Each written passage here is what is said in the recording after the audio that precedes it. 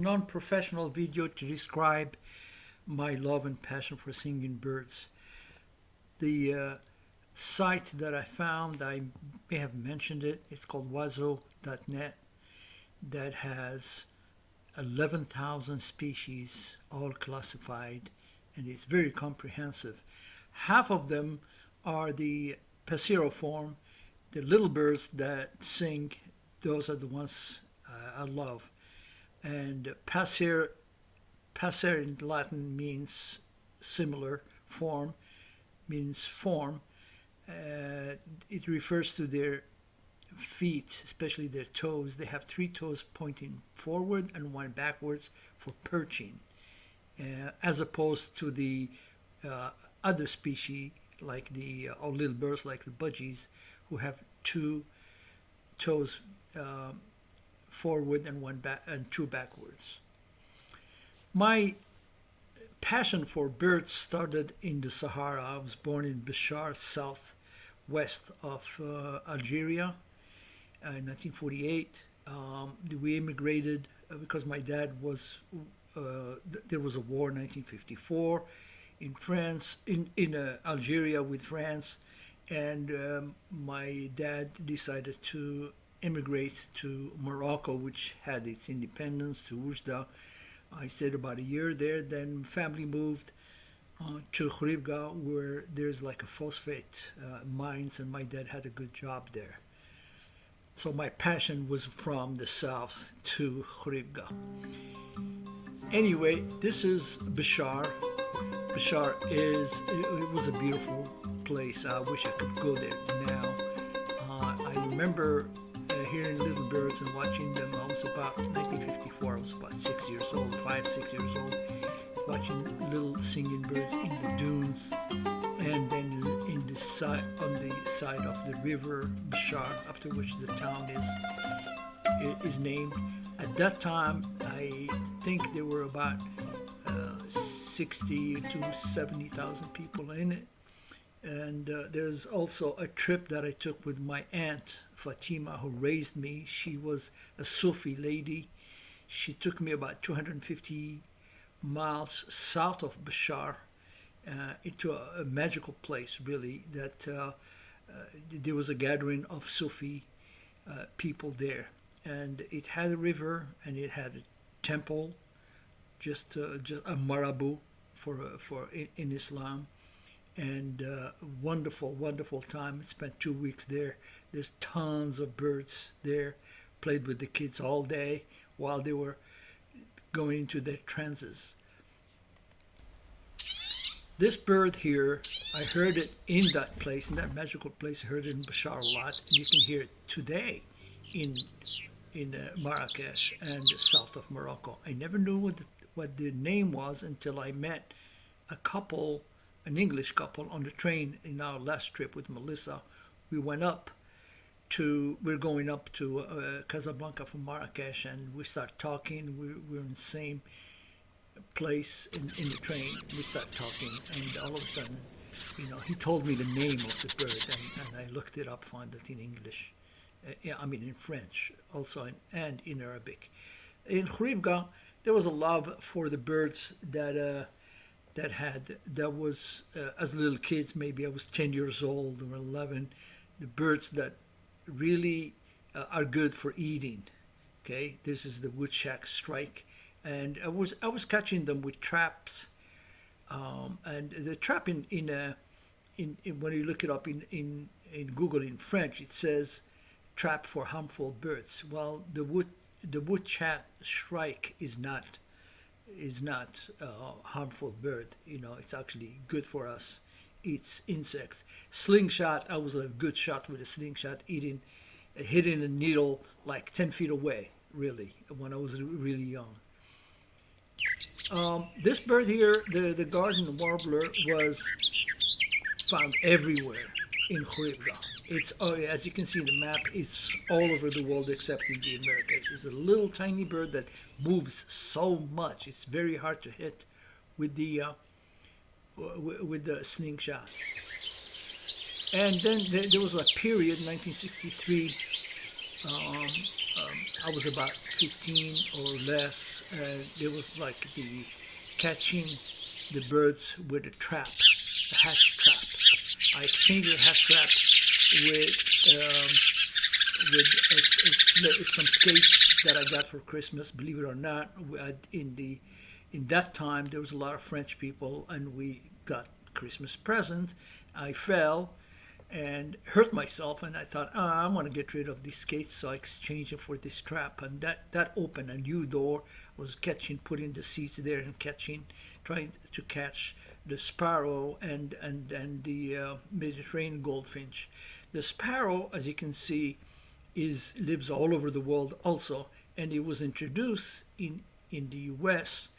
in the beginning of this century, I think in 1920 or so, or last century.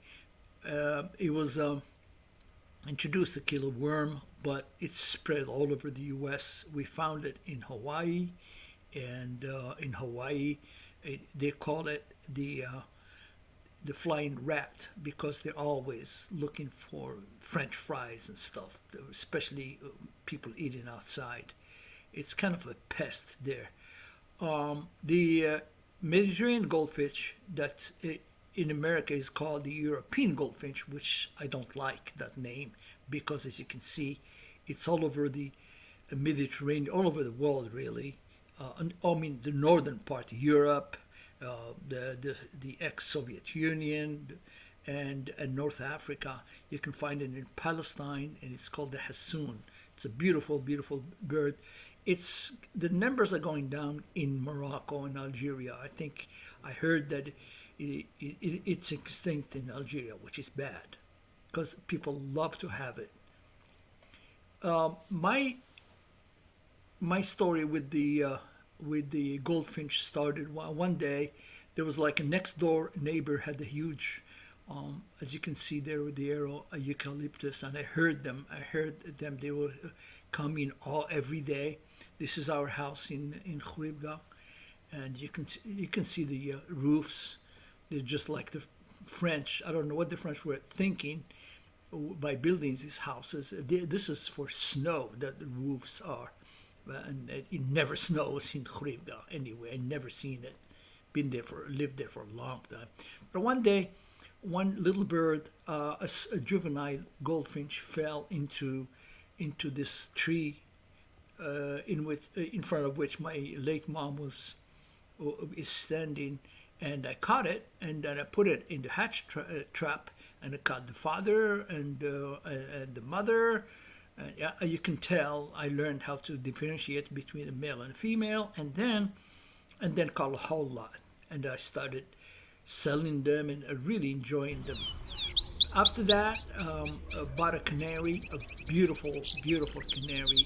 Raised a lot of canaries in Morocco, but one of them I remember was singing so well. You can hear it like 5, 6 blocks away. You can hear this bird, and my friends always telling me that they hear it. But one day I went to school and high school, and and I put it outside so he can get some sun, and but what I didn't realize that there was a storm that came, in summer. I don't know, it's a freaky storm that came, and the cage that was hanging on the wall outside fell, and when I got home, I found the cage in the bottom, and only feathers. Cats had gotten the bird. I still feel bad about it to this day, really. This is one of the birds that I always love to get to catch, and there was a lot of them in Morocco. This is the common starling. It's also the same from the same family. Believe it or not, some Shakespeare fan who is nuts introduced this bird to America. He brought about 100 and put them in New York Central Park, and believe it or not, that was in 1890. Nowadays, they're about 200 million in the U.S., and they're really a detriment to the economy, to airplanes. They have brought a couple airplanes down, and the agriculture, and also birds that are lazy because they don't want to dig their own hole or for a nest, so they punk other birds. It's really a pest right now. Another of my favorite bird when I was really young is the hoopoe, the common hoopoe, hedhood in Moroccan, in Arabic. And as you can tell, you can see there, it's all over Europe.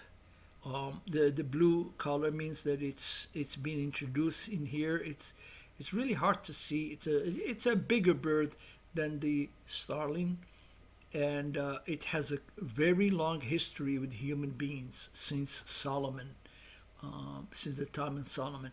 In the Quran, it's mentioned in the three books, holy books, in the Torah, the Bible, and the Quran. In the Torah and the Bible, it's seen negatively. You're not supposed to eat it. In the Quran, it has a different connotation. You're not supposed to eat it. Okay, I always wanted to catch one with a slingshot or a trap, but never was able to do that. In the Quran, there's a story of Solomon. This is a picture that I saw. That's how I learned about Islam. It's one of the pictures that my mom was telling me about, and you could see the bird there close to Solomon, who reigned over uh, human beings, jinns, and animals. And he had sent this this hoopoe to Queen Sheba. This is mythology, Muslim mythology. I'm not sure if it's true or not. To convince her to stop praying for the sun, towards the sun, but instead pray for the unique God, Allah. Okay. Raised birds here in America, as Melissa can tell you, a few canaries and a lot of finches, a goldfinch. But I got to a point one time listening, just while I was doing the dishes, listening to a song, a Moroccan song, with an Algerian song from Lanka that says, "I was a prisoner like a bird in a cage," and that hit me. I thought, why do I have to have birds in a cage? I'm just gonna get rid of the all the birds. I gave up. I gave away the last canary that I had to a friend, and I still have the cages in the garage, and I really need to get rid of them. I came to a stage in my life where I'd rather just see the birds free, like I see them in feeders at Charlie's house or at Amin's house. It's just wonderful to see them free, and they're so beautiful.